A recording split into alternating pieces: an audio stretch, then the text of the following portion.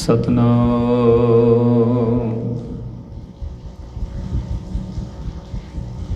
ਸ਼੍ਰੀ ਵਾਹਿਗੁਰੂ ਸਾਹਿਬ ਜੀ।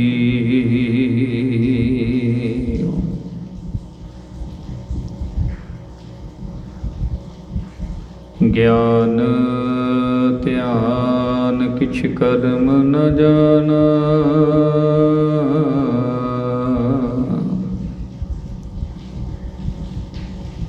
ਸਾਰ ਨਾ ਜਾਣਾ ਤੇਰੀ।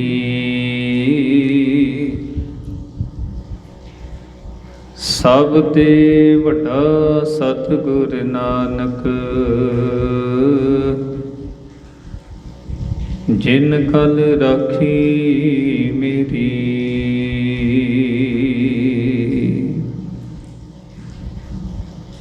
ਗਿਆਨ ਧਿਆਨ ਕਿਛ ਕਰਮ ਨ ਜਾਣਾ, ਨਾਹਨ ਨਿਰਮਲ ਕਰਨੀ। ਸਾਧ ਸੰਗਤ ਕੇ ਅੰਚਲ ਲਾਵੋ, ਬਿਖਮ ਨਦੀ ਜਾਇ ਤਰਨੀ।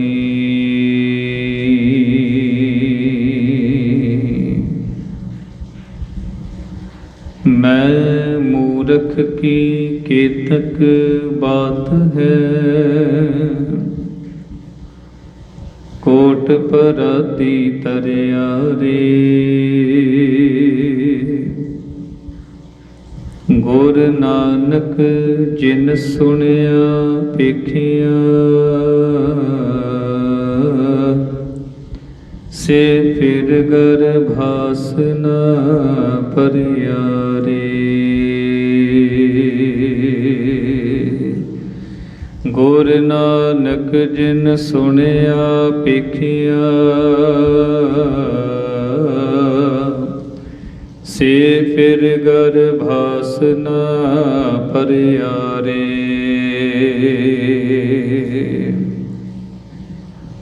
ਪਰਮ ਸਨਮਾਨਯੋਗ ਦਸਾਂ ਪਾਤਸ਼ਾਹੀਆਂ ਦੀ ਆਤਮਿਕ ਜੋਤ,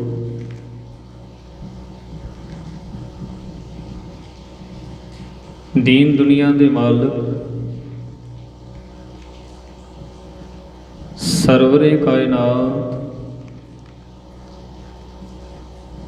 ਧੰਨ ਧੰਨ ਗੁਰੂ ਗ੍ਰੰਥ ਸਾਹਿਬ ਮਹਾਰਾਜ ਗੁਰਦੇਵ ਪਿਤਾ ਸਤਿਗੁਰਾਂ ਜੀ ਦੀ ਪਾਵਨ ਪਵਿੱਤਰ ਹਜ਼ੂਰੀ ਦੇ ਅੰਦਰ ਜੁੜ ਬੈਠੇ ਹੋਏ ਹਾਜ਼ਰੀਨ, ਗੁਰੂ ਰੂਪ ਪਿਆਰੀ ਸਾਧ ਸੰਗਤ ਜੀਓ। ਦੀਨ ਦੁਨੀਆ ਦੇ ਮਾਲਕ ਧੰਨ ਧੰਨ ਗੁਰੂ ਗ੍ਰੰਥ ਸਾਹਿਬ ਮਹਾਰਾਜ ਜੀ ਦੀ ਅਪਾਰ ਮਹਾਨ ਬਖਸ਼ਿਸ਼ ਕਿਰਪਾਲਤਾ ਸਾਰਿਆਂ ਦੇ ਉੱਤੇ ਹੋਈ ਹੈ ਜੀ। ਜੋ ਜੀਵਨ ਦੇ ਵਿੱਚ ਸਤਿਗੁਰਾਂ ਜੀ ਨੇ ਸਮਾਂ ਬਖਸ਼ਿਸ਼ ਕੀਤਾ, ਸਵਾਸ ਬਖਸ਼ਿਸ਼ ਕੀਤੇ ਨੇ ਆਪਣੇ ਚਰਨਾਂ ਦੇ ਨਾਲ ਜੁੜਨ ਦੇ ਲਈ, ਆਪਣੀ ਬਾਣੀ ਦੇ ਨਾਲ ਜੁੜਨ ਦੇ ਲਈ ਸਾਨੂੰ ਸਾਰਿਆਂ ਨੂੰ ਇਹ ਸਮਾਂ ਬਖਸ਼ਿਸ਼ ਕੀਤਾ ਹੈ। ਸਤਿਗੁਰਾਂ ਜੀ ਦੀ ਕਿਰਪਾ ਦੇ ਸਦਕਾ ਅੱਜ ਤੋਂ ਆਪਾਂ ਜੋ ਕਿ ਧੰਨ ਗੁਰੂ ਗ੍ਰੰਥ ਸਾਹਿਬ ਮਹਾਰਾਜ ਜੀ ਦੀ ਪ੍ਰਾਰੰਭਤ ਬਾਣੀ ਹੈ, ਜਿਹਨੂੰ ਆਪਾਂ ਬੜੇ ਹੀ ਸਤਿਕਾਰ ਦੇ ਨਾਲ ਜਪਜੀ ਸਾਹਿਬ ਜੀ ਦੇ ਨਾਮ ਦੇ ਨਾਲ ਪੁਕਾਰਦੇ ਹਾਂ। ਔਰ ਹਰ ਇੱਕ ਗੁਰੂ ਨਾਨਕ ਨਾਮ ਲੇਵਾ ਗੁਰਸਿੱਖ ਅਭਿਆਸੀ ਗੁਰਮੁਖ ਪਿਆਰਾ ਰੋਜ਼ਾਨਾ ਹੀ ਇਸ ਬਾਣੀ ਨੂੰ ਅੰਮ੍ਰਿਤ ਵੇਲੇ ਬੜੇ ਪ੍ਰੇਮ ਦੇ ਨਾਲ, ਭਾਵਨਾ ਦੇ ਨਾਲ ਪੜ੍ਹਦਾ ਹੈ। ਇਸ ਬਾਣੀ ਦੀ ਵਿਚਾਰ, ਲੜੀਵਾਰ ਵਿਚਾਰ ਕਰਨ ਦਾ ਆਪਾਂ ਯਤਨ ਕਰ ਰਹੇ ਹਾਂ ਜੀ। ਸਤਿਗੁਰਾਂ ਜੀ ਦੀ ਕਿਰਪਾ ਸਦਕਾ ਅੱਜ ਤੋਂ ਇਸ ਵਿਚਾਰ ਨੂੰ ਆਪਾਂ ਪ੍ਰਾਰੰਭ ਕਰਨਾ ਹੈ। ਗੁਰੂ ਕਿਰਪਾ ਕਰੇ ਆਪ ਆਪਣੇ ਸ਼ਬਦ ਦੀ ਕਲਾ ਵਰਤਾ ਕੇ, ਆਪਣੀ ਮਹਿਰਾਮਤ ਵਰਤਾ ਕੇ, ਸਤਿਗੁਰੂ ਜੀ ਸਿਰ ਤੇ ਮਿਹਰ ਭਰਿਆ ਹੱਥ ਰੱਖ ਕੇ ਆਪ ਹੀ ਸਤਿਗੁਰੂ ਜੀ ਆਪਣੀ ਬਾਣੀ ਦੀ ਵਿਚਾਰ ਕਰਵਾ ਲੈਣ ਜੀ। ਆਪ ਜਿਤਨੇ ਵੀ ਗੁਰੂ ਚਰਨਾਂ ਦੇ ਪਾਸ ਇਕੱਤਰ ਹੋਏ ਹੋ, ਆਪਣੀਆਂ ਮਨੋਬਿਰਤੀਆਂ ਨੂੰ ਸਾਰੇ ਜਣੇ ਰਲ ਕੇ ਕਰੀਏ ਇਕਾਗਰ, ਔਰ ਪ੍ਰਾਰੰਭਤਾ ਦੀ ਅਸੀਸ ਬਖਸ਼ਿਸ਼ ਕਰੋ ਜੀ। ਫਤਿਹ ਦੀ ਸਾਂਝ ਪਾਵੋ, ਕੋਈ ਰਸਨਾਵਾਂ ਜੀ ਨਾ ਰਹੇ, ਮਿਲ ਕੇ ਆਖੋ ਜੀ ਵਾਹਿਗੁਰੂ ਜੀ ਕਾ ਖਾਲਸਾ, ਵਾਹਿਗੁਰੂ ਜੀ ਕੀ ਫਤਿਹ। ਸ਼ਹੀਦਾਂ ਦੇ ਸਰਤਾਜ,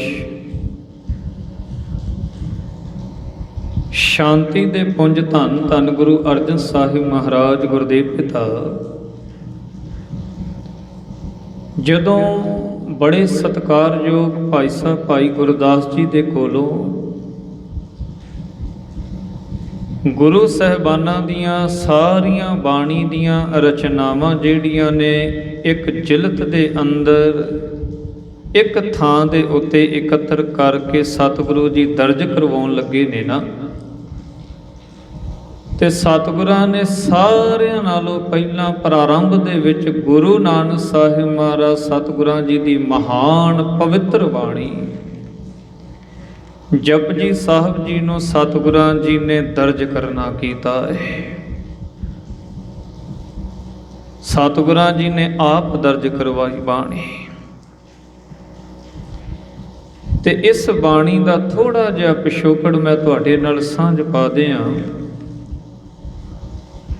ਇਸ ਬਾਣੀ ਦਾ ਨਾਮ ਆਪਾਂ ਬੜੇ ਸਤਿਕਾਰ ਦੇ ਨਾਲ ਜਪਜੀ ਸਾਹਿਬ ਬਾਣੀ ਕਹਿ ਕੇ ਪੁਕਾਰਦੇ ਹਾਂ, ਲੈਂਦੇ ਹਾਂ। ਇਸ ਬਾਣੀ ਦਾ ਦੂਜਾ ਨਾਮ ਜਪ ਬਾਣੀ ਵੀ ਕਿਹਾ ਜਾਂਦਾ ਹੈ।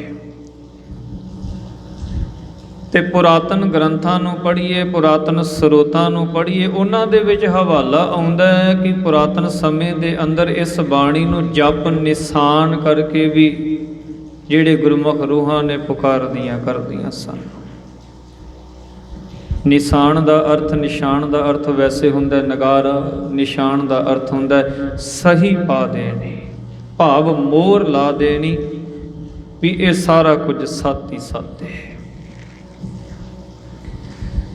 ਜਪ ਨਿਸ਼ਾਨ ਵੀ ਬਾਣੀ ਦਾ ਨਾਮ ਆਇਆ ਹੈ। ਇਹ ਜਿਹੜੀ ਬਾਣੀ ਹੈ ਗੁਰੂ ਨਾਨਕ ਸੱਚੇ ਪਾਤਸ਼ਾਹ ਜੀ ਨੇ ਆਪਣੇ ਮੁਖਾਰ ਬਿੰਦ ਤੋਂ ਉਚਾਰਨ ਕੀਤੀ ਹੈ, ਆਪਣੀ ਪਵਿੱਤਰ ਰਸਨਾ ਤੋਂ ਉਚਾਰਨ ਕੀਤੀ। ਇਸ ਬਾਣੀ ਦੇ ਵਿੱਚ ਤੁਸੀਂ ਗੌਰ ਦੇ ਨਾਲ ਜਦੋਂ ਬਾਣੀ ਪੜ੍ਹਦੇ ਹੋ, ਵਿਚਾਰਦੇ ਹੋ, ਕਦੀ ਵਿਚਾਰ ਕਰਕੇ ਵੇਖੋ, ਜਿੱਥੇ ਨਿਰੰਕਾਰ ਦੇ ਘਰ ਦਾ ਉਪਦੇਸ਼, ਨਿਰੰਕਾਰ ਦੇ ਘਰ ਦਾ ਗਿਆਨ, ਨਿਰੰਕਾਰ ਦੇ ਘਰ ਦੇ ਗੋਹਜ ਭੇਦ ਸਤਿਗੁਰਾਂ ਨੇ ਇਸ ਬਾਣੀ ਦੇ ਵਿੱਚ ਉਜਾਗਰ ਕੀਤੇ। ਉੱਥੇ ਦੁਨੀਆ ਦੇ ਵਿੱਚ ਜਿੰਨੇ ਵੀ ਕਰਮ ਕਾਂਡ ਦੁਨੀਆ ਕਰਦੀ ਸੀ, ਜਿੰਨੇ ਵੀ ਭਰਮ ਭੁਲੇਖਿਆਂ ਦੇ ਵਿੱਚ ਇਹ ਦੁਨੀਆ ਫਸੀ ਹੋਈ ਸੀ, ਉਹਨਾਂ ਕਰਮ ਕਾਂਡਾਂ ਨੂੰ, ਉਹਨਾਂ ਭਰਮ ਭੁਲੇਖਿਆਂ ਨੂੰ ਵੀ ਸਤਿਗੁਰਾਂ ਨੇ ਤੋੜਨ ਦੇ ਲਈ ਇਸ ਬਾਣੀ ਦੇ ਵਿੱਚ ਸ਼ਬਦ ਉਚਾਰਨ ਕੀਤੇ, ਦੁਨੀਆ ਨੂੰ ਗਿਆਨ ਬਖਸ਼ਿਸ਼ ਕੀਤਾ। ਇਹ ਜਿਹੜੀ ਬਾਣੀ ਹੈ ਨਾ, ਇਤਿਹਾਸ ਇਉਂ ਆਖਦਾ, ਜਦੋਂ ਗੁਰੂ ਨਾਨਕ ਸੱਚੇ ਪਾਤਸ਼ਾਹ ਵਈ ਦੇ ਵਿੱਚੋਂ ਬਾਹਰ ਨਿਕਲੇ ਨਾ, ਮੈਂ ਬਹੁਤਾ ਡਿਟੇਲ ਦੇ ਵਿੱਚ ਨਹੀਂ ਜਾਣਾ ਕਿਉਂਕਿ ਕਾਰਜ ਬੜਾ ਲੰਮੇਰਾ ਹੈ, ਸਮਾਂ ਬਹੁਤ ਚਾਹੀਦਾ ਇਸ ਕਾਰਜ ਦੇ ਲਈ। ਆਪਾਂ ਸਹਿਜੇ ਸਹਿਜੇ ਇਹ ਕਾਰਜ ਕਰਦੇ ਜਾਣਾ, ਇਸ ਕਰਕੇ ਬਹੁਤਾ ਡਿਟੇਲ ਵਿੱਚ ਨਹੀਂ, ਕੇਵਲ ਟੂਕ ਮਾਤਰ ਮੈਂ ਆਪ ਜੀ ਦੇ ਨਾਲ ਸਾਂਝ ਪਾਦੇ ਹਾਂ ਕਿ ਜਦੋਂ ਗੁਰੂ ਨਾਨਕ ਸੱਚੇ ਪਾਤਸ਼ਾਹ ਜੀ ਰੋਜ਼ਾਨਾ ਹੀ ਵਈ ਦੇ ਵਿੱਚ ਇਸ਼ਨਾਨ ਕਰਨ ਜਾਂਦੇ ਨੇ, ਭਾਈ ਮਰਦਾਨਾ ਜੀ ਰੋਜ਼ਾਨਾ ਨਾਲ ਹੁੰਦੇ ਨੇ।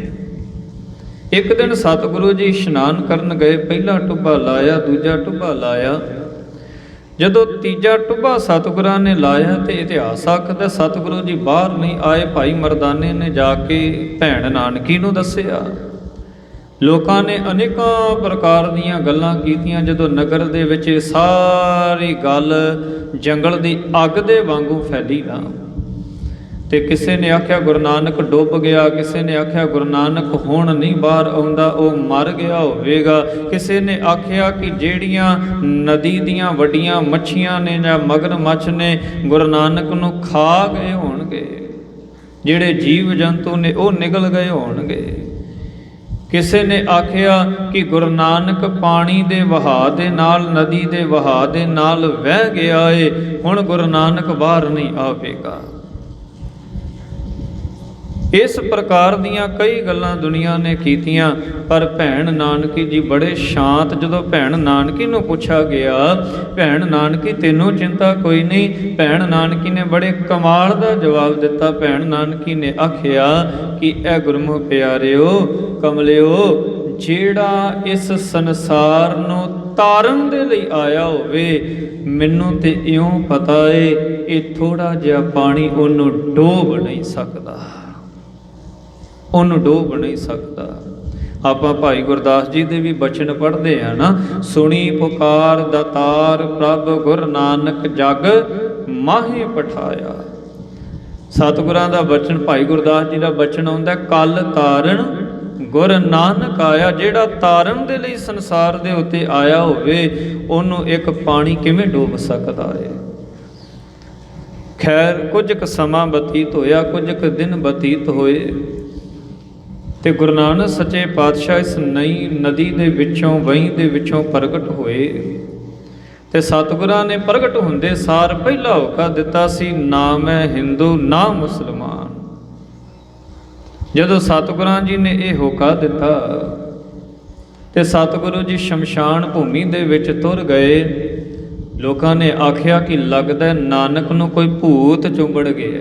ਕੋਈ ਆਖਦਾ ਨਾਨਕ ਬੇਤਾਲਾ ਹੋ ਗਿਆ। ਬੇਤਾਲਾ ਪਤਾ ਕਿਹਨੂੰ ਕਹਿੰਦੇ ਨੇ? ਜਿਹੜਾ ਜ਼ਿੰਦਗੀ ਦੇ ਤਾਲ ਤੋਂ ਥਿੜਕ ਜਾਏ, ਭਾਵ ਰਾਹ ਭਟਕ ਜਾਏ। ਜਿਹੜਾ ਸਤਿਗੁਰਾਂ ਨੂੰ ਕਈਆਂ ਨੇ ਆਖਿਆ ਤੇ ਕਮਲਾ ਹੋ ਗਿਆ, ਕਈਆਂ ਨੇ ਆਖਿਆ ਭੂਤ ਚੁੰਬੜ ਗਿਆ। ਅਨੇਕਾਂ ਪ੍ਰਕਾਰ ਦੇ ਬਚਨ ਆਖੇ, ਬਾਣੀ ਨੇ ਆਪ ਦਰਜ ਆਖੇ, ਕੋਈ ਆਖਿਆ ਭੂਤ ਨਾ ਕੋ ਕਹਿ ਬੇਤਾਲਾ। ਇਸ ਪ੍ਰਕਾਰ ਦੇ ਬਚਨ ਸਤਿਗੁਰਾਂ ਨੇ ਬਾਣੀ ਵਿੱਚ ਦਰਜ ਕੀਤੇ ਆ। ਖੈਰ ਜਦੋਂ ਗੁਰੂ ਨਾਨਕ ਸੱਚੇ ਪਾਤਸ਼ਾਹ ਸ਼ਮਸ਼ਾਨ ਭੂਮੀ ਦੇ ਵਿੱਚ ਬੈਠੇ ਤੇ ਇਤਿਹਾਸ ਆਖਦਾ, ਉੱਥੇ ਸਤਿਗੁਰਾਂ ਜੀ ਨੇ ਮੂਲ ਮੰਤਰ ਆਪਣੇ ਮੁਖਾਰ ਬਿੰਦ ਤੋਂ ਉਚਾਰਨ ਕੀਤਾ ਹੈ। ਮੂਲ ਮੰਤਰ ਪਤਾ ਕਿਹਨੂੰ ਆਖਦੇ ਨੇ? ਮੂਲ ਦਾ ਅਰਥ ਹੁੰਦਾ ਬੀਜ, ਭਾਵ ਜਿਸ ਦੇ ਵਿੱਚੋਂ ਸਾਰਾ ਕੁਝ ਉਤਪਤ ਹੋਣਾ ਹੈ। ਇੱਕ ਬੀਜ ਧਰਤੀ ਦੇ ਵਿੱਚ ਆਪਾਂ ਬੀਜਦੇ ਹਾਂ ਨਾ, ਸਾਨੂੰ ਪਤਾ ਹੈ ਉਹਦੇ ਵਿੱਚੋਂ ਪੇੜ ਪੈਦਾ ਹੋਣਾ ਹੈ। ਉਸ ਪੇੜ ਨੂੰ ਫਲ ਵੀ ਲੱਗਣੇ ਨੇ, ਫੁੱਲ ਵੀ ਲੱਗਣੇ ਨੇ, ਪੱਤੇ ਵੀ ਲੱਗਣੇ ਨੇ, ਟਾਹਣੀਆਂ ਵੀ ਲੱਗਣੀਆਂ ਨੇ। ਇੱਕ ਬੀਜ ਦੇ ਵਿੱਚੋਂ ਹੀ ਸਾਰਾ ਪਸਾਰਾ ਹੈ। ਇਸੇ ਪ੍ਰਕਾਰ ਜਿਹੜਾ ਇੱਕ ਓੰਕਾਰ ਮੂਲ ਮੰਤਰ ਹੈ ਨਾ, ਇਹਦੇ ਵਿੱਚੋਂ ਹੀ ਸਾਰੀ ਬਾਣੀ ਦਾ ਗਿਆਨ, ਨਿਰੰਕਾਰ ਦੇ ਘਰ ਦਾ ਗਿਆਨ, ਨਿਰੰਕਾਰ ਦੇ ਘਰ ਦੇ ਗੋਹਜ ਭੇਦ, ਇਸੇ ਸਾਰੀ ਬਾਣੀ ਦੇ ਵਿੱਚੋਂ ਪ੍ਰਗਟ ਹੋਏ ਨੇ, ਇਸੇ ਮੂਲ ਮੰਤਰ ਦੇ ਵਿੱਚੋਂ ਪ੍ਰਗਟ ਹੋਏ ਨੇ। ਸਤਿਗੁਰਾਂ ਨੇ ਪਹਿਲਾ ਬਚਨ ਵਰਤਿਆ। ਸਤਿਗੁਰਾਂ ਨੇ ਬਚਨ ਆਖਿਆ, ਇੱਕ ਓੰਕਾਰ। ਆਪ ਜੀ ਸੂਝਵਾਨ ਬੈਠੇ ਹੋ। ਦੁਨੀਆ ਦੇ ਅੰਦਰ ਜਿੰਨੇ ਵੀ ਧਾਰਮਿਕ ਗ੍ਰੰਥ ਨੇ, ਦੁਨੀਆ ਦੇ ਅੰਦਰ ਜਿੰਨੀਆਂ ਵੀ ਧਾਰਮਿਕ ਪੁਸਤਕਾਂ ਨੇ, ਚਾਹੇ ਉਹ ਹਿੰਦੂ ਧਰਮ ਦੀਆਂ ਨੇ, ਚਾਹੇ ਉਹ ਮੁਸਲਮਾਨ ਧਰਮ ਦੀਆਂ ਨੇ, ਚਾਹੇ ਉਹ ਈਸਾਈਅਤ ਧਰਮ ਦੀਆਂ ਨੇ, ਜਿਸ ਧਰਮ ਦੀ ਮਰਜ਼ੀ ਪੁਸਤਕ ਹੋਵੇ, ਹਰ ਇੱਕ ਪੁਸਤਕ ਦਾ ਗਿਆਨ ਜਿਹੜਾ ਅੱਖਰਾਂ ਤੋਂ ਪ੍ਰਾਰੰਭ ਹੋਇਆ ਹੈ। ਆਪਾਂ ਸਾਰਿਆਂ ਨੇ ਪੜ੍ਹਿਆ ਸੁਣਿਆ ਹੋਵੇਗਾ। ਪਰ ਧੰਨ ਗੁਰੂ ਗ੍ਰੰਥ ਸਾਹਿਬ ਮਹਾਰਾਜ ਸੱਚੇ ਪਾਤਸ਼ਾਹ ਜੀ ਦੀ ਮਹਾਨ ਵਿਲੱਖਣਤਾ ਇਹ ਹੈ, ਸਤਿਗੁਰਾਂ ਜੀ ਦੇ ਘਰ ਦਾ ਗਿਆਨ ਇੱਕ ਤੋਂ ਪ੍ਰਾਰੰਭ ਹੋਇਆ ਹੈ, ਗਿਣਤੀ ਵਾਲਾ ਇੱਕ। ਸਤਿਗੁਰਾਂ ਨੇ ਅੱਖਰ ਹੀ ਇੱਕ ਨਹੀਂ ਪਾਇਆ, ਭਾਵ ਈੜੀ ਨੂੰ ਸਿਹਾਰੀ ਤੇ ਕੱਕਾ ਇੱਕ ਬਣਦਾ ਹੈ। ਸਤਿਗੁਰਾਂ ਨੇ ਇਹ ਅੱਖਰਾਂ ਦੇ ਨਾਲ ਇੱਕ ਨਹੀਂ ਲਿਖਿਆ। ਪਤਾ ਕਿਉਂ? ਸਤਿਗੁਰਾਂ ਨੂੰ ਪਤਾ ਹੈ ਕਿ ਆਉਣ ਵਾਲੇ ਸਮੇਂ ਦੇ ਅੰਦਰ ਆਪਣੀ ਬੁੱਧ ਦੇ ਹਿਸਾਬ ਦੇ ਨਾਲ, ਆਪਣੀ ਮਤ ਦੇ ਅਨੁਸਾਰ ਲੋਕਾਂ ਨੇ ਇਹਨਾਂ ਅੱਖਰਾਂ ਦੇ ਪਤਾ ਨਹੀਂ ਕਿੰਨੇ ਅਰਥ ਕਰਦੇ ਨੇ। ਪਰ ਸਤਿਗੁਰਾਂ ਨੇ ਉੱਥੇ ਇਸੇ ਕਰਕੇ ਇੱਕ ਪਾਇਆ, ਗਿਣਤੀ ਵਾਲਾ ਇੱਕ, ਜਿਹਦਾ ਅਰਥ ਕੇਵਲ ਇੱਕ ਬਣਦਾ ਹੈ। ਤੇ ਇੱਕ ਕੀ? ਨਿਰੰਕਾਰ ਇੱਕ, ਪਰਮੇਸ਼ਵਰ ਇੱਕ, ਪ੍ਰਭੂ ਇੱਕ। ਸਤਿਗੁਰਾਂ ਨੇ ਆਖਿਆ, ਇਹ ਦੁਨੀਆ ਦੇ ਲੋਕੋ, ਜਿਸ ਰੱਬ ਨੂੰ ਮਿਲਣ ਦੀ ਤੁਸੀਂ ਤਾਂਘ ਰੱਖਦੇ ਹੋ, ਜਿਸ ਰੱਬ ਨੂੰ ਤੁਸੀਂ ਪ੍ਰਾਪਤ ਕਰਨ ਦੇ ਯਤਨ ਕਰਦੇ ਹੋ, ਜਿਸ ਰੱਬ ਨੂੰ ਤੁਸੀਂ ਮਿਲਣਾ ਚਾਹੁੰਦੇ ਹੋ, ਜਿਸ ਰੱਬ ਦੀ ਤੁਸੀਂ ਦਿਨ ਰਾਤ ਖੋਜ ਕਰਦੇ ਹੋ, ਉਹ ਰੱਬ ਕੇਵਲ ਇੱਕ ਹੈ, ਕੇਵਲ ਇੱਕ। ਕਿਉਂਕਿ ਦੁਨੀਆ ਦੇ ਅੰਦਰ ਨਾ ਬੜੇ ਚਤੁਰ ਲੋਕ ਆਏ, ਬੜੇ ਸਿਆਣਪ ਵਾਲੇ ਲੋਕ ਆਏ, ਜਿਨ੍ਹਾਂ ਦੇ ਉੱਤੇ ਮੋਹ ਮਾਇਆ ਦਾ ਇੰਨਾ ਕੁ ਪ੍ਰਭਾਵ ਸੀ ਕਿ ਉਹਨਾਂ ਨੇ ਦੁਨੀਆ ਦੇ ਅੰਦਰ ਇਸ ਗੱਲ ਦਾ ਪ੍ਰਚਾਰ ਕੀਤਾ। ਕਿਸੇ ਨੇ ਕਹਿ ਦਿੱਤਾ ਰੱਬ 7ਵੇਂ ਅਸਮਾਨ ਤੇ ਬੈਠਾ, ਰੱਬ ਤੇ ਹੈ ਹੀ ਕੋਈ ਨਹੀਂ ਥੱਲੇ। ਕਿਸੇ ਨੇ ਕਿਹਾ ਰੱਬ ਪੱਛਮ ਦੇ ਵਿੱਚ ਰਹਿੰਦਾ, ਕਿਸੇ ਨੇ ਆਖਿਆ ਰੱਬ ਪੂਰਬ ਵੱਲ ਰਹਿੰਦਾ, ਕਿਸੇ ਨੇ ਆਖਿਆ ਦੱਖਣ ਵੱਲ ਰਹਿੰਦਾ, ਕਿਸੇ ਨੇ ਆਖਿਆ ਪਾਤਾਲ ਦੇ ਵਿੱਚ ਰਹਿੰਦਾ, ਕਿਸੇ ਨੇ ਆਖਿਆ ਨਹੀਂ ਜੰਗਲਾਂ ਦੇ ਵਿੱਚ ਵੱਸਦਾ ਏ, ਦੁਨੀਆ ਦੇ ਵਿੱਚ ਨਹੀਂ ਰਹਿੰਦਾ, ਕਿਸੇ ਨੇ ਆਖਿਆ ਪਹਾੜਾਂ ਵਿੱਚ ਵੱਸਦਾ। ਭਾਵ ਚਤੁਰ ਲੋਕਾਂ ਨੇ ਦੁਨੀਆ ਨੂੰ ਭਰਮ ਭੁਲੇਖਿਆਂ ਦੇ ਵਿੱਚ ਪਾ ਕੇ ਰੱਬ ਦੇ ਨਾਲੋਂ ਕਿਤੇ ਦੂਰ ਕਰਨ ਦੇ ਯਤਨ ਕੀਤੇ। ਯਤਨ ਕਾਹਦੇ ਲਈ ਕੀਤੇ? ਤਾਂ ਜੋ ਸਾਡੀ ਪੂਜਾ ਹੁੰਦੀ ਰਵੇ, ਸਾਡੇ ਜਿਹੜਾ ਧਾਨ, ਸਾਡੀ ਜਿਹੜੀ ਮਾਇਆ ਇਹ ਵੱਧਦੀ ਰਵੇ, ਸਾਡੀ ਮਾਇਆ ਦੇ ਵਿੱਚ, ਸਾਡੇ ਧਾਨ ਦੇ ਵਿੱਚ, ਸਾਡੇ ਇਸ ਸਰਮਾਏ ਦੇ ਅੰਦਰ ਘਾਟ ਨਾ ਆਵੇ, ਲੋਕ ਸਾਡੀ ਪੂਜਾ ਕਰਨ। ਆਪਣੀ ਪੂਜਾ ਦੇ ਲਈ ਦੁਨੀਆ ਨੂੰ ਰੱਬ ਦੇ ਨਾਲੋਂ, ਸੰਸਾਰ ਨੂੰ ਤੋੜ ਦਿੱਤਾ ਇਹਨਾਂ ਚਤੁਰ ਲੋਕਾਂ ਨੇ। ਪਰ ਗੁਰੂ ਨਾਨਕ ਸੱਚੇ ਪਾਤਸ਼ਾਹ ਨੇ ਸੰਸਾਰ ਦੇ ਉੱਤੇ ਆਣ ਕੇ ਆਖਿਆ, ਸਤਿਗੁਰਾਂ ਨੇ ਆਖਿਆ ਨਹੀਂ ਕਿ ਇਹ ਭਲਿਓ ਪੁਰਖੋ, ਰੱਬ ਕਿਤੇ ਜੰਗਲਾਂ ਦੇ ਵਿੱਚ ਨਹੀਂ, ਰੱਬ ਕਿਤੇ ਪਹਾੜਾਂ ਦੇ ਵਿੱਚ ਨਹੀਂ, ਰੱਬ ਕਿਤੇ ਪਾਤਾਲ ਦੇ ਵਿੱਚ ਨਹੀਂ, ਰੱਬ ਕਿਤੇ 7ਵੇਂ ਅਸਮਾਨ ਦੇ ਉੱਤੇ ਨਹੀਂ ਚੜਿਆ। ਜਿਸ ਰੱਬ ਨੇ ਸਾਰੇ ਸੰਸਾਰ ਨੂੰ ਬਣਾਇਆ, ਤੁਹਾਡੀ ਕਾਇਆ ਨੂੰ ਸਿਰਜਿਆ, ਇਸ ਸੰਸਾਰ ਨੂੰ ਸਜਾਇਆ, ਉਹੀ ਰੱਬ ਜਿਹੜਾ ਤੁਹਾਡੇ ਹਿਰਦਿਆਂ ਦੇ ਵਿੱਚ ਵਸਿਆ ਹੋਇਆ ਹੈ। ਕਿਤੇ ਰੱਬ ਦੂਰ ਨਹੀਂ ਗਿਆ। ਦੁਨੀਆ ਦਾ ਆਲਮ ਪਤਾ ਕੀ ਸੀ? ਬਾਬਾ ਕਬੀਰ ਸਾਹਿਬ ਜੀ ਦੇ ਵਚਨ ਪੜ੍ਹੋ। ਬਾਬਾ ਕਬੀਰ ਸਾਹਿਬ ਜੀ ਆਖਦੇ ਨੇ, ਬੁੱਤ ਪੂਜ ਪੂਜ ਹਿੰਦੂ ਮੂਏ, ਤੁਰਕ ਮੂਏ ਸਿਰ ਨਾਈ। ਓਏ ਲੈ ਜਾਰੇ ਓਏ ਲੈ ਗਾਡੇ, ਤੇਰੀ ਗਤ ਦੋਹੂ ਨਾ ਪਾਏ। ਸੰਸਾਰ ਇੰਨਾ ਕੁ ਭਰਮ ਭੁਲੇਖਿਆਂ ਦੇ ਵਿੱਚ ਪਿਆ ਹੋਇਆ ਸੀ, ਕੋਈ ਬੁੱਤ ਪੂਜਾ ਦੇ ਵਿੱਚ ਲੱਗਾ ਹੋਇਆ, ਕੋਈ ਹੋਰ ਅਨੇਕਾਂ ਕਰਮ ਕਾਂਡਾਂ ਦੇ ਵਿੱਚ ਫਸਿਆ ਪਿਆ ਸੀ। ਪਾਉਣਾ ਰੱਬ ਨੂੰ ਚਾਹੁੰਦੇ ਸਨ, ਪਰ ਜਿਹੜੇ ਮਾਰਗ ਸਨ, ਜਿਹੜੇ ਰਸਤੇ ਸਨ, ਉਹ ਦੁਨੀਆ ਨੇ ਆਪਣੇ ਆਪਣੇ ਤੋਰ ਲਏ ਸਨ। ਭਾਵ ਕਰਮ ਕਾਂਡਾਂ ਦੇ ਮਾਰਗ, ਟੇਢੇ ਮੇਢੇ ਰਸਤਿਆਂ ਦੇ ਉੱਤੇ ਦੁਨੀਆ ਤੁਰੀ ਸੀ। ਇਹਨਾਂ ਚਤੁਰ ਲੋਕਾਂ ਨੇ ਤੋਰਿਆ ਉਹਨਾਂ ਨੂੰ। ਪਰ ਸਤਿਗੁਰਾਂ ਨੇ ਆਖਿਆ ਨਹੀਂ, ਰੱਬ ਕੇਵਲ ਇੱਕ ਹੈ। ਇਸ ਦੁਨੀਆ ਦੇ ਅੰਦਰ ਨਾ ਓਮ ਸ਼ਬਦ ਆਪਾਂ ਬੜੀ ਵਾਰ ਸੁਣਿਆ ਪੜ੍ਹਿਆ ਏ, ਬੜਾ ਪੁਰਾਤਨ ਸ਼ਬਦ ਏ ਓਮ। ਇਸ ਓਮ ਦੇ ਨਾ ਅਰਥ ਦੁਨੀਆ ਨੇ 3 ਕੀਤੇ। 3 ਦੇਵਤਿਆਂ ਦੇ ਨਾਲ ਉਹਨੂੰ ਜੋੜਿਆ ਜਾਂਦਾ ਹੈ। ਭਾਵ ਇੱਕ ਦੇਵਤਾ ਬ੍ਰਹਮਾ ਜੀ, ਜਿਨ੍ਹਾਂ ਇਹ ਸਾਰੀ ਕਾਇਨਾਤ ਨੂੰ ਬਣਾਇਆ, ਦੁਨੀਆ ਜਿਵੇਂ ਕਹਿੰਦੀ ਹੈ। ਵਿਸ਼ਨੂੰ ਜੀ, ਜਿਹੜੇ ਇਸ ਦੁਨੀਆ ਨੂੰ ਪਾਲਦੇ ਨੇ। ਤੇ ਜਿਹੜੇ ਸ਼ਿਵ ਜੀ ਹੈ, ਉਹ ਮੰਨਿਆ ਗਿਆ ਵੀ ਉਹ ਮੌਤ ਦਾ ਦੇਵਤਾ ਹੈ। ਐਵੇਂ ਦੁਨੀਆ ਆਖਦੀ ਹੈ। ਭਾਵ 3 ਸ਼ਕਤੀਆਂ ਨੂੰ ਦੁਨੀਆ ਨੇ ਮੰਨ ਲਿਆ ਵੀ ਜਨਮ ਦੇਣ ਵਾਲਾ ਵੱਖਰਾ ਏ, ਮਾਰਨ ਵਾਲਾ ਵੱਖਰਾ ਏ। ਕਾਰਨ ਕੀ ਸੀ ਕਿ ਜਿਹੜਾ ਜਨਮ ਦਿੰਦਾ ਉਹ ਮਾਰ ਨਹੀਂ ਸਕਦਾ। ਜਨਮ ਦੇਣ ਦੇ ਲਈ ਹਲੀਮੀ ਚਾਹੀਦੀ ਹੈ, ਮਾਰਨ ਦੇ ਲਈ ਥੋੜੀ ਜਿਹੀ ਕਠੋਰਤਾ ਚਾਹੀਦੀ ਹੈ। ਹੁਣ ਇੱਕ ਮਾਂ ਆਪਣੇ ਬੱਚੇ ਨੂੰ ਜਨਮ ਦਿੰਦੀ ਏ, ਹੁਣ ਉਹ ਮਾਂ ਜਿਹਨੇ ਆਪਣੀ ਕੁੱਖ ਦੇ ਵਿੱਚੋਂ, ਢਿੱਡ ਦੇ ਵਿੱਚੋਂ ਬੱਚੇ ਨੂੰ ਜਨਮ ਦਿੱਤਾ, ਹੁਣ ਮਾਰ ਥੋੜੀ ਸਕਦੀ ਉਹ। ਜਿਨ੍ਹਾਂ ਆਪਣੇ ਹੱਥਾਂ ਦੇ ਨਾਲ ਫੁੱਲ ਲਾਏ ਨੇ, ਜਿਨ੍ਹਾਂ ਆਪਣੇ ਹੱਥਾਂ ਦੇ ਨਾਲ ਪਾਣੀ ਦੇ ਦੇ ਕੇ ਫੁੱਲਾਂ ਨੂੰ ਸਿੰਚਿਆ ਏ, ਉਹਨਾਂ ਦੇ ਵਿੱਚ ਮਹਿਕ ਜਦੋਂ ਆਉਣ ਲੱਗਦੀ ਏ, ਫਿਰ ਉਹੀ ਬੰਦਾ ਜਿਹੜਾ ਸਿੰਚਣ ਵਾਲਾ ਏ, ਜਿਹੜਾ ਉਸ ਫੁੱਲ ਨੂੰ ਪਾਲਣ ਵਾਲਾ ਹੈ, ਉਸ ਫੁੱਲ ਨੂੰ ਤੋੜਨ ਦਾ ਹੱਈਆ ਥੋੜੀ ਕਰਦਾ। ਭਾਵ ਲੋਕਾਂ ਨੇ ਮੰਨ ਲਿਆ ਵੀ ਜਿਹੜਾ ਪੈਦਾ ਕਰਦਾ ਉਹ ਵੱਖਰਾ ਏ, ਜਿਹੜਾ ਮਾਰਦਾ ਉਹ ਵੱਖਰਾ, ਤੇ ਜਿਹੜਾ ਪਾਲਦਾ ਉਹ ਵੱਖਰਾ ਏ। ਪਰ ਧੰਨ ਗੁਰੂ ਗ੍ਰੰਥ ਸਾਹਿਬ ਮਹਾਰਾਜ ਜੀ ਦੀ ਬਾਣੀ ਨੇ ਆਖਿਆ, ਨਹੀਂ ਪਿਆਰਿਓ, ਮਾਰਨ ਵਾਲਾ ਵੀ ਏਕੇ, ਪੈਦਾ ਕਰਨ ਵਾਲਾ ਵੀ ਏਕੇ ਤੇ ਪਾਲਣ ਵਾਲਾ ਵੀ ਏਕੇ। ਇਹ ਤਿੰਨ ਸ਼ਕਤੀਆਂ ਨਹੀਂ, ਕੇਵਲ ਇੱਕ ਨਿਰੰਕਾਰ ਹੀ ਹੈ ਜਿਨੇ ਇਹ ਸਾਰਾ ਕੁਝ ਪੈਦਾ ਕੀਤਾ ਹੈ। ਕੇਵਲ ਇੱਕ ਨਿਰੰਕਾਰ ਹੀ ਹੈ ਜਿਹੜਾ ਸਾਰਾ ਕੁਝ ਦਿੰਦਾ ਪਿਆ, ਭਾਵ ਸਾਰਿਆਂ ਨੂੰ ਪਾਲਦਾ ਪਿਆ ਹੈ। ਤੇ ਕੇਵਲ ਨਿਰੰਕਾਰ ਇੱਕ ਹੈ ਜਿਹੜਾ ਜਦੋਂ ਸਾਰੀ ਦੁਨੀਆ ਨੂੰ ਸਮੇਟੇਗਾ ਤੇ ਕੇਵਲ ਨਿਰੰਕਾਰ ਹੀ ਸਮੇਟੇਗਾ।